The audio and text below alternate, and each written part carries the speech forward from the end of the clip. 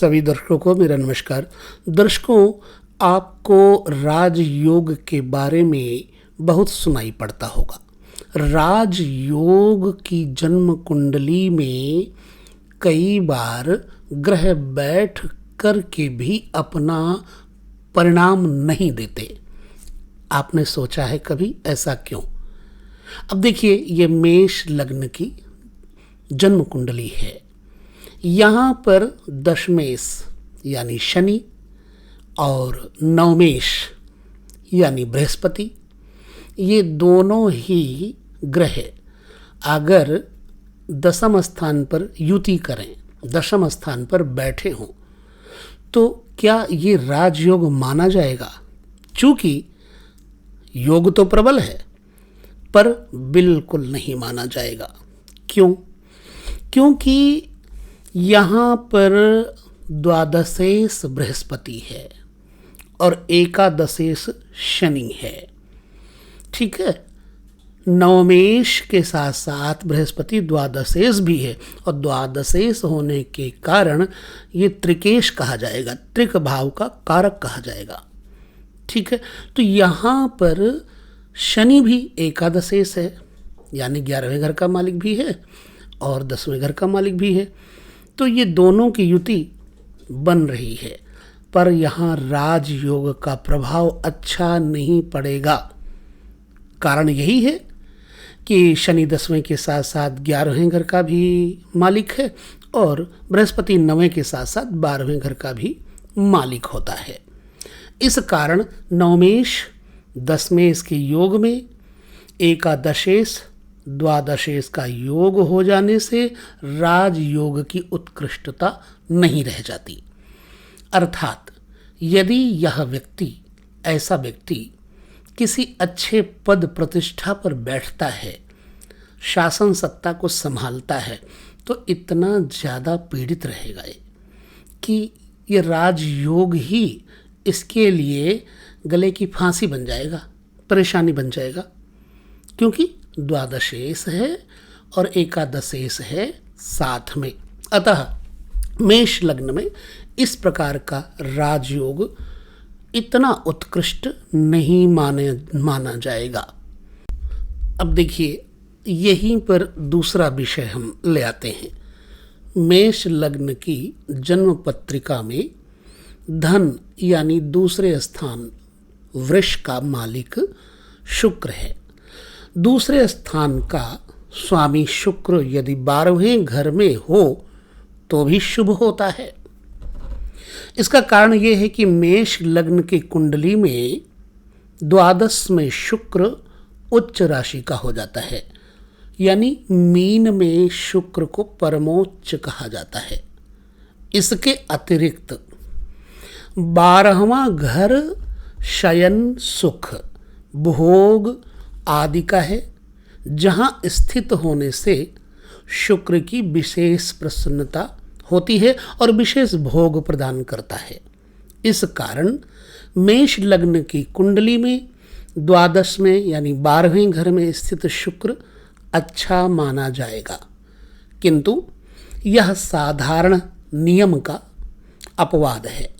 साधारण नियम यह है कि धन का स्वामी यानी धन स्थान का स्वामी जैसे कि शुक्र है, यदि व्यय अर्थात 12वें घर को व्यय भाव कहते हैं, व्यय स्थान में बैठे तो धन नाश करता है। तो यह बात मैंने इसलिए कही कि अक्सर लोग कहा करते हैं कि मीन में शुक्र उच्च का होता है। अब मीन में शुक्र उच्च का है, लेकिन धनेश खर्च भाव में बैठेगा, तो ऐसे व्यक्ति के पास धन बहुत होगा, लेकिन उसका सारा धन शयन सुख में भोग में खर्च हो जाएगा। अर्थात वो व्यर्थ का खर्चा जीवन में करने वाला होगा और ज़्यादातर स्त्रियों पर, अर्थात भोग प्रधान सामग्रियों पर, विलासितापूर्ण सामग्रियों पर ऐसा व्यक्ति व्यय करेगा। यानी कि दूसरे घर का मालिक 12वें घर में चला जाए, ये अच्छा नहीं है। बेशक उच्च का है तब भी। यह विषय मैंने इसलिए दिया कि अक्सर लोग कहा करते हैं कि शुक्र मीन में सर्वोच्च होता है, इसलिए यहाँ पर सर्वोच्च होते हुए भी यह व्यय ही करवाएगा। तो चलिए हम अगले विषय को पुनः लेते हैं। कहते हैं यदि मेष लग्न हो और मंगल तथा शुक्र का योग हो, यानी दोनों ही ग्रह एक साथ हों, लग्नेश और धनेश, तो यह योग अच्छा भी है और खराब भी है। अब अच्छा क्यों है, पहले इस पहलू को देख लें। अच्छा इसलिए है कि लग्नेश और धनेश का योग प्रायः उत्तम माना जाता है। इस हेतु से धन के लिए यह योग अच्छा रहेगा, उत्तम रहेगा, और इसका कारण जो है कारक प्रभाव होगा। किंतु साथ ही यह देखना है कि सप्तमेश और अष्टमेश का संबंध होने से इसका मारक फल भी होगा।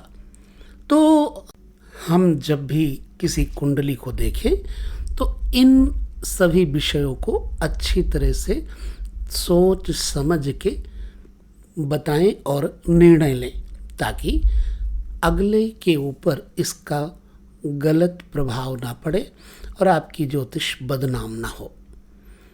मेष लग्न हो और यदि मंगल बृहस्पति एवं शुक्र के साथ द्वितीय स्थान में हो तो निश्चय ही योग बन जाता है, क्योंकि जो ग्रह पूर्ण शुभ प्रभाव दिखाता है, चाहे अच्छे भवनों का स्वामी होने के कारण, चाहे अन्य ग्रह से शुभ योग होने के कारण, वह योग देने वाला बन जाता है। अब यदि जन्म लग्न मेष है और लग्न का स्वामी मंगल तीसरे घर में बृहस्पति और शुक्र के साथ बैठ जाए तो ध्यान रखिएगा कि योगप्रद नहीं होगा। अतः विशेष तौर से ध्यानपूर्वक जन्म कुंडली का निरीक्षण करना चाहिए। तो बस इस कुंडली में अर्थात इस वीडियो में इतनी ही चर्चा करेंगे। अगले वीडियो में हम एक और चर्चा करेंगे मेष लग्न के अंतर्गत अवयोग की। लेते हैं विदा आप सभी से। नमस्कार।